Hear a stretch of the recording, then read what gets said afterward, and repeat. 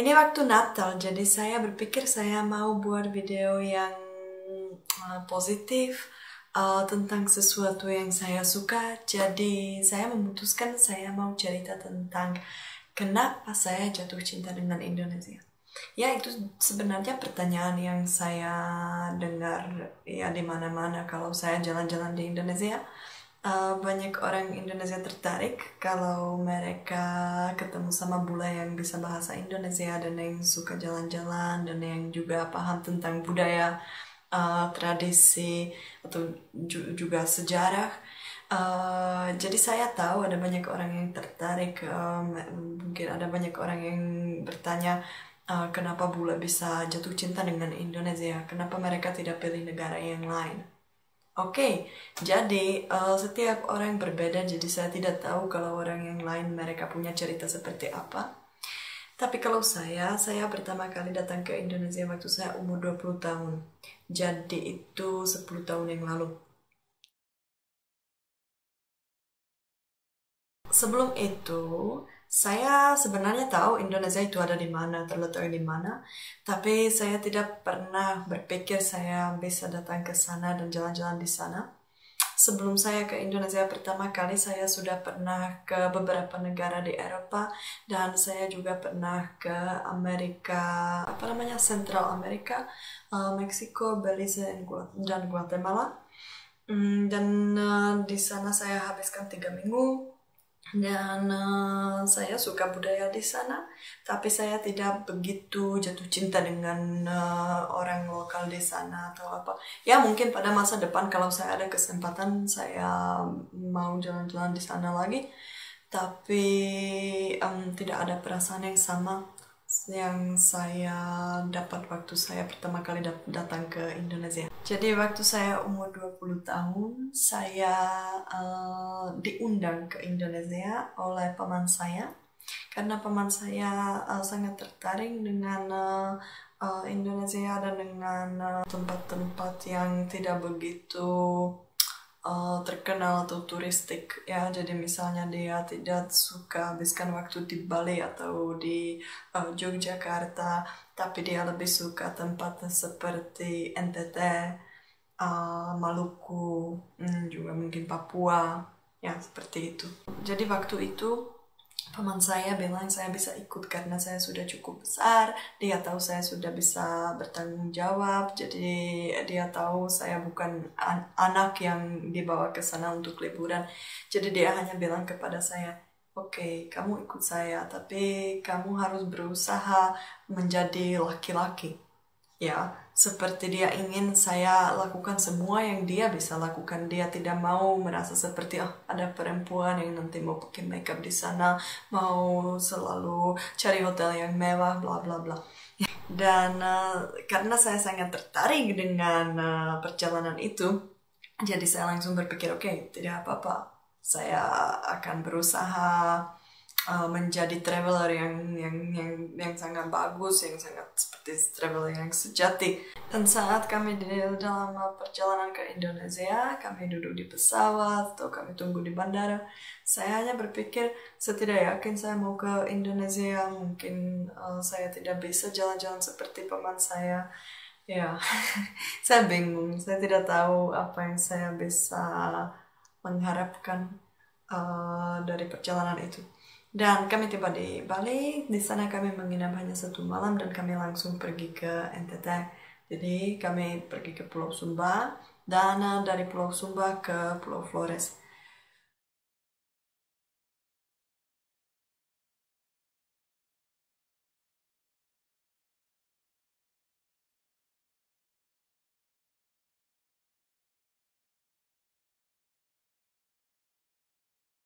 Mungkin kalian tidak bisa bayangkan saya merasa seperti apa ya pada saat itu. Karena kalian orang Indonesia, jadi kalian pasti terbiasa di Indonesia.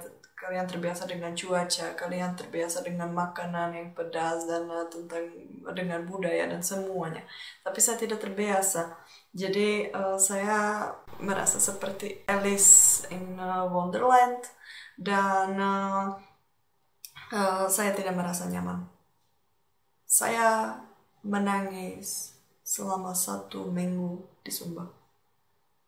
Ya, tentu saja saya menangis pada malam supaya teman saya tidak tahu, karena saya tidak mau terlihat seperti saya tidak kuat ya. Jadi pada siang saya terlihat kuat dan berani dan semua, tapi pada malam saya hanya menangis dan saya merasa seperti, oh saya mau pulang, saya tidak mau jalan-jalan di sini. Ya, tapi itu karena teman saya suka tidur atau menginap di tempat yang benar-benar murah. Jadi kami cari losman atau homestay yang paling murah. Dan di sana itu biasanya di wilayah di mana tidak ada banyak turis. Jadi misalnya setiap bulan datang hanya satu grup, atau bukan grup, tapi hanya 1 atau 2 orang selama 1 bulan. Dan mungkin setelah itu 2 bulan tidak ada turis sama sekali lagi. Jadi ya kasur itu sudah sangat seperti berjamur dan bau. Dan losmen itu biasanya dibuat hanya dari kayu dan bambu. Jadi artinya di sana ada banyak binatang, banyak hewan, banyak binatang yang bisa masuk ke dalam, banyak serangga yang bisa masuk ke dalam kamar.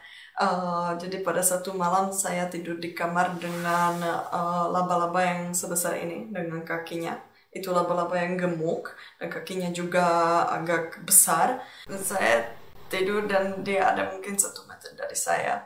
Saya tidak tahu dia berbahaya atau tidak. Saya belum pernah, sebelum itu saya belum pernah melihat laba-laba seperti itu ya. Saya ingat sampai sekarang saya nangis dan saya merasa sangat menyesal bahwa saya pergi ke sana.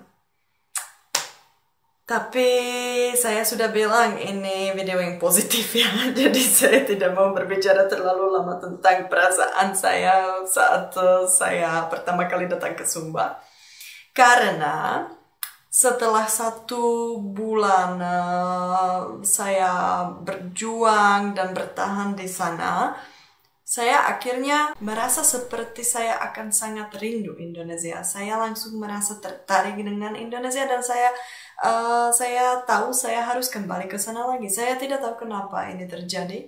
Tapi waktu kami tiba di Bali dan kami habiskan 1 minggu di Bali sebelum pulang ke Ceko, saya langsung melihat perbedaan di antara Pulau Sumba dan Flores dan Bali. Karena di Bali ada banyak turis, sudah ada hotel yang bagus, semua hotel di sana bersih, ada tempat tidur seperti ranjang, bukan hanya kasur di lantai yang berjamur, ada kamar mandi yang biasa seperti di Eropa. Dan mungkin kalian pikir bahwa pada saat itu saya merasa senang, tapi tidak. Pada saat itu saya mulai rindu Sumba dan Flores. Karena di Bali saya tidak dapat pengalaman yang benar-benar gila dan unik. Di sana saya hanya dapat pengalaman seperti turis yang lain, seperti ribuan atau jutaan turis yang lain yang sedang ada di pulau itu. Dan saya bosan di sana. Karena saya dengar bahasa Inggris di mana-mana dan saya mulai rindu NTT. Oke, saya harus bilang saya sangat suka budaya di Bali ya. Saya sekarang tidak mau bilang apapun yang negatif tentang Bali. Saya hanya bicara tentang jumlah turis ya. Jadi jangan marah. Jadi setelah kami pulang ke Ceko dan saya menulis, karena saya menulis blog dalam bahasa Ceko atau website.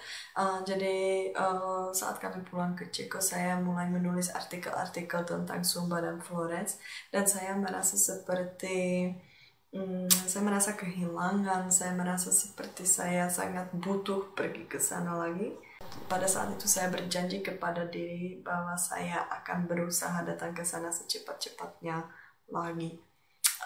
Itu pada bulan November 2010 ya. Ya. Dan pada bulan Januari saya nonton TV di Ceko dan saya melihat bahwa ada jurusan Indonesian Studies yang baru mau dibuka di Universitas di Charles University di Kota Praha. Kota Praha itu hanya 200 km jauh dari kota Brno, kota saya. Jadi saya pikir oke, kenapa kenapa tidak? Saya bisa pergi ke sana, saya bisa pindah ke sana, saya bisa kuliah di sana. Nanti pasti ada kesempatan datang ke Indonesia lagi. Sejak saat itu Indonesia sudah menjadi bagian dari kehidupan saya.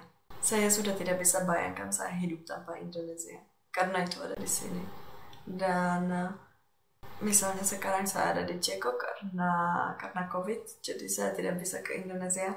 Dan itu justru bikin saya sangat sakit hati karena saya tidak merasa nyaman di Ceko lagi karena saya mungkin sekitar 5 tahun lebih saya tinggal di Indonesia dan saya habiskan waktu di Indonesia hanya dengan orang lokal, bukan dengan orang asing, karena saya merasa seperti saya lahir di tempat yang salah. Saya sebenarnya harus lahir di Indonesia, bukan di Ceko.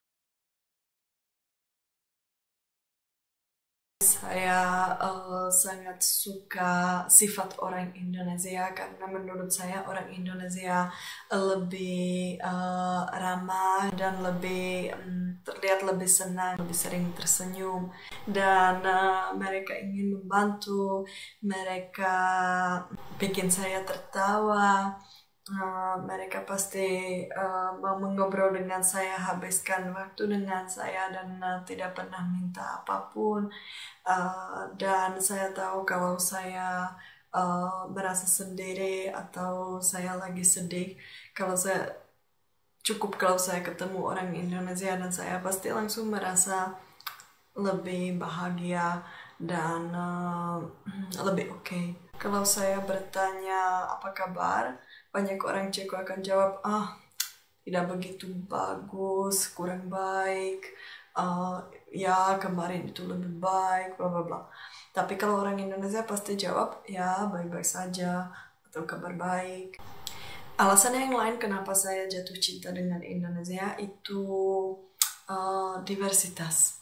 Bahwa semua tempat di Indonesia, setiap bagian dari Indonesia itu berbeda dan itu unik.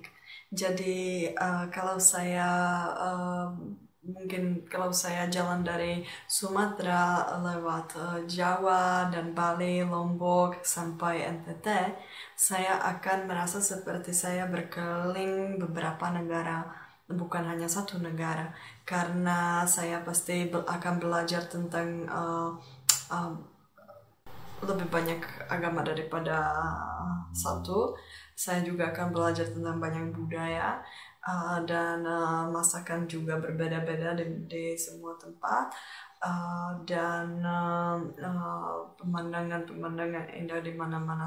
Pokoknya saya suka semuanya tentang Indonesia. Saya tertarik dengan seni, saya tertarik dengan musik, saya tertarik dengan teater, saya tertarik dengan tempat-tempat wisata yang terkenal, tapi juga tentang pantai yang kosong di mana tidak ada orang sama sekali, yang sepi, pemandangan indah, dan orang yang ramah, dan juga lifestyle ya. Saya sangat rindu saat-saat saya nongkrong di pinggir jalan dan ngopi dan mengobrol dengan orang yang saya baru kenal tentang semua topik yang saya mau, dan ya itu yang saya sangat-sangat rindu. Karena di Ceko jarang ada orang yang mau mengobrol dengan saya atau dengan kalian, dengan orang yang lain.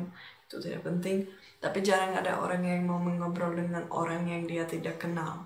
Ya, jadi tidak mungkin saya pergi sekarang ke jalan dan saya mau mengobrol atau saya berusaha mengobrol dengan orang yang pertama yang saya ketemu di sana ya. Dia tidak akan mengobrol dengan saya. Dan kadang-kadang kalau saya masuk kota, saya merasa agak sendiri di sini karena tidak ada orang yang peduli dengan saya, dan tidak ada orang yang, bahkan mereka tidak peduli sama orang yang lain yang mereka lewat ya. Dan itu yang saya tidak suka. Saya ingin ketemu orang yang akan hanya seperti lewat dan dia akan tersenyum kepada saya. Ya, itu saja. sekarang kalian sudah tahu kenapa saya datang ke Indonesia pertama kali dan kenapa saya jatuh cinta dengan Indonesia. Dan kalau ada yang kalian ingin tahu, jangan lupa kasih komentar di bawah, saya pasti akan jawab. Kalau saya bisa, kalau saya tahu. Tapi video selanjutnya yang saya ingin buat itu tentang ngompreng, tentang